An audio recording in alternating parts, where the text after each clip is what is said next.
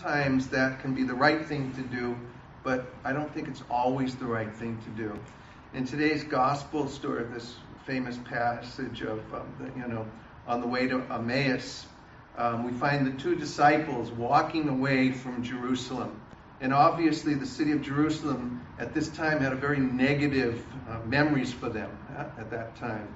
It was the city where the one they had been following, to whom they had given their lives, was crucified. And it was the city that killed not only Jesus, but also all the hopes they had invested in him. We're told in the gospel that they thought he was going to be the one to redeem Israel. And so they wanted to get out of that city as soon as possible. But they really should have stayed, because as we see later on, the Lord wanted them to stay in that city.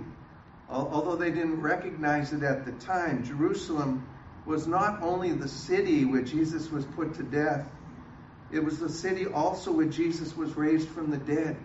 It would also be the city where the risen Lord would pour out the Holy Spirit upon them. And it would also be the city from which the gospel would begin to be first preached. So the Lord journeyed with these two disciples to help them to see there was a lot more to the city of Jerusalem that they wanted to get out of so quickly. And many times, I think, in our own lives, there were those places that we try to get away from rather quickly because we look at them as a place of darkness.